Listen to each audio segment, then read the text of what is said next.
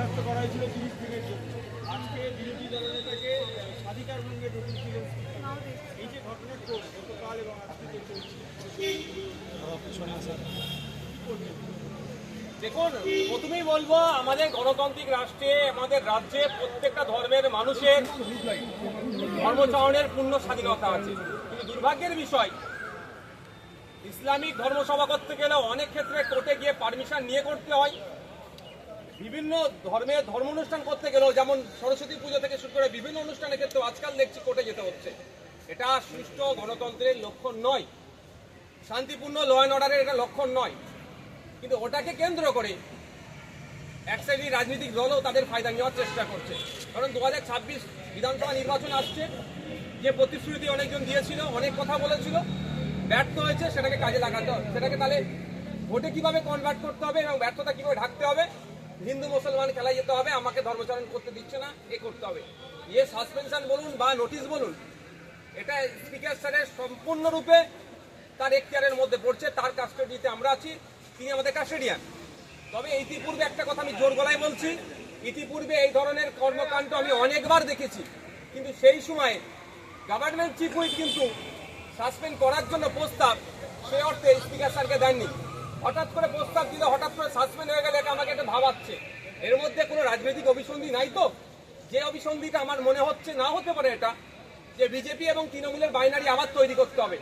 এটা বুঝাতে হবে যে পশ্চিমবাংলার সংখ্যাগরিষ্ঠ হিন্দু সমাজকে বোঝাতে হবে যে তাদের জন্য শুভেন্দু অধিকারী তথা বিজেপি লড়াই করছে, আর সংখ্যালঘুদেরকে ভয় পাওয়াতে হবে শুভেন্দু অধিকারীকে দেখিয়ে যে মুসলমানকে যদি বাঁচাতে হয় তাহলে তৃণমূলই আছে।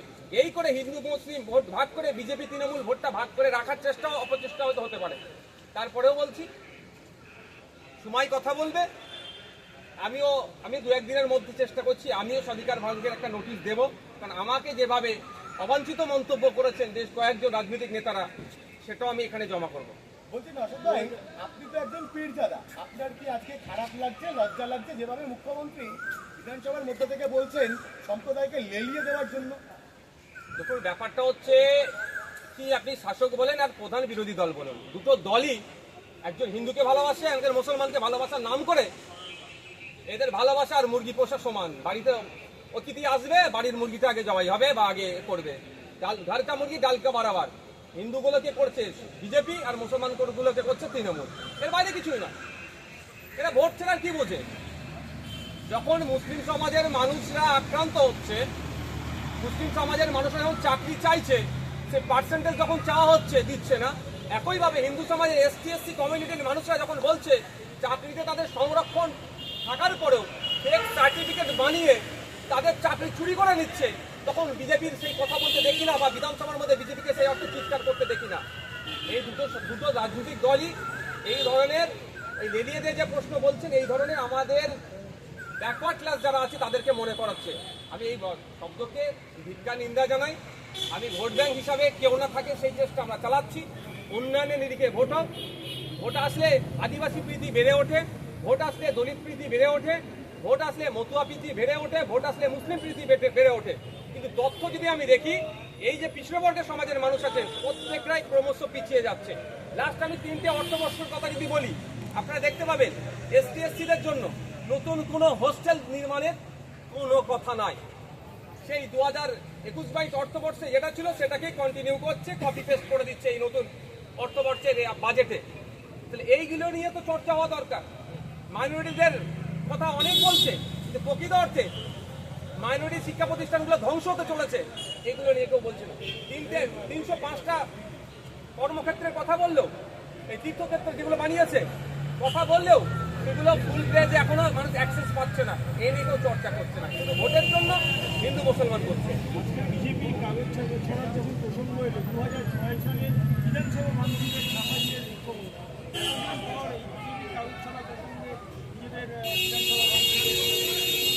দেখুন, যে সাফাই দিয়েছেন কতটা তিনি সঠিক বলছেন, কতটা তিনি অসত্য বলছেন আমার তো জানা নাই। সে ভিডিওটা আমার কাছে এই মুহূর্তে নাই। উনি বিধানসভা হাউসের মধ্যে আজকে বলেছেন উনি নাকি একটাও চেয়ারে হাত দেননি। সেটা আপনারা যারা রিপোর্টার আছে তারা পুরোপুরি ভিডিও বার করে মিলিয়ে দেখে নেবেন কি হয়েছিল না হয়েছিল। আমি আছি বলেই আজ বাংলাদেশ হয়ে যায়। তাহলে বাংলার মানুষগুলো কি করছেন? বাংলার 10.5 কোটি মানুষ পুরোপুরি ব্যর্থ।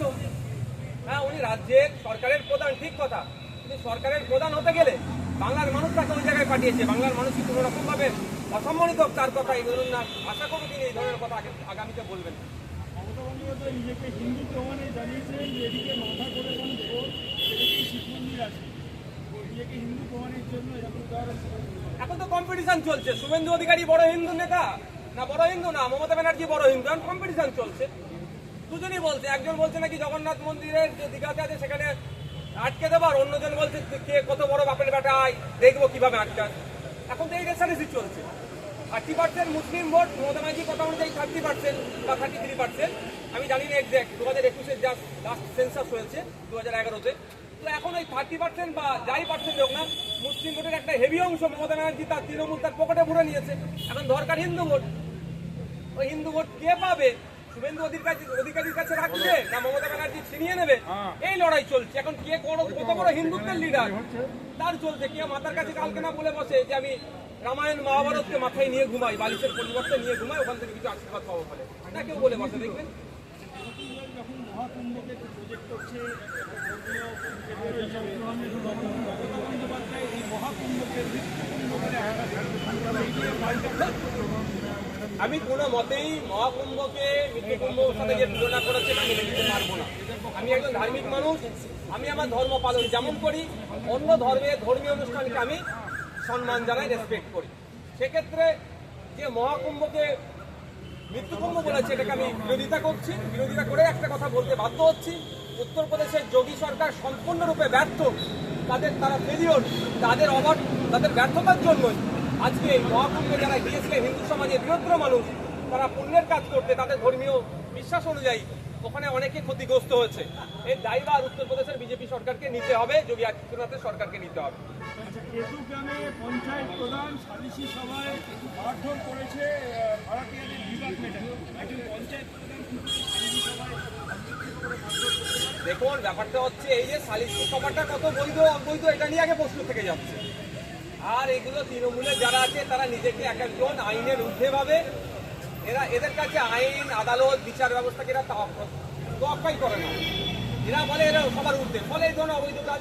ভাঙড়ে বছর দুয়েক আগে আপনারা দেখেছিলেন সালিসি সভার নাম করে একজনকে জুতো দিয়ে মারছিল, তখনও রেড়ে কোটো উঠেছে, আপনারা খবর দেখিয়েছিলেন। তার বিরুদ্ধে কোনো ব্যবস্থা গ্রহণ করা হয়নি। বিভিন্ন সময় বিভিন্নভাবে আমরা দেখেছি, এই যে তার নাম সম্ভবত জেসিপি চোপড়াতে কিভাবে সালিসি সভার নামে রাস্তায় ফেলে পিটছিল। তার দেখুন দল তাকে আবার বরণ করে নিয়েছে। এগুলো কোনো রথ নেই। এরা অবৈধ যত কাজ করবে তৃণমূলে তত বড় এরা পথ পাবে। ডাকাতি হয়ে চলেছে বিধানসভার পর দমদম এবার কালীগঞ্জ। কৃষ্ণ দম্পতির হাত পা বেঁধে তার বাড়ি থেকে বেরিয়ে পুলিশ প্রশাসন করে দিচ্ছিল একের পর এক ডাকাতি। এটা রোধ করার দায়িত্ব তো প্রশাসনের। প্রশাসনকে তো প্রশাসনিক কাজ করতে দিচ্ছে, পুলিশকে কাজ করতে দিচ্ছে বিরোধীদেরকে আটকানোর জন্য। কার নামে মিথ্যা মামলা, কাকে আটকানো যায়, কোথায় মিটিং মিছিল করছে, ওটাকে কিভাবে আটকাতে হবে, এই কাজে ব্যতিব্যস্ত করেছে প্রশাসনকে। প্রশাসনকে যদি তার সঠিক ডিউটি পালন করতে দেয়, ওভারনাইট 50% ক্রাইম বাংলাতে বন্ধ হয়ে যাবে, কলকাতা শহরেও বন্ধ হয়ে যাবে। কিন্তু দুর্ভাগ্যের বিষয়, পুলিশের একটা গুরুত্বপূর্ণ শাখা সেটা হচ্ছে গোয়েন্দা বিভাগ। সেই গোয়েন্দা বিভাগকেও, সেই গোয়েন্দা দপ্তরকেও ইনঅ্যাক্টিভ করেছে। সেখানে ঢালাও ভাবে সেখানে সাজানো হচ্ছে না। ওদেরকে দিয়ে শুধুমাত্র কিভাবে আটকানো যায় বিরোধীদেরকে তার পরিকল্পনা চলছে। ফলে এই দুর্দিনগুলো আমাদের দেখতে হচ্ছে। খাস কলকাতায় এই ধরনের অনৈতিক ঘটনা ঘটে যাচ্ছে, এ নিয়ে শাসকের কোনো উচ্চবাচ্য নাই।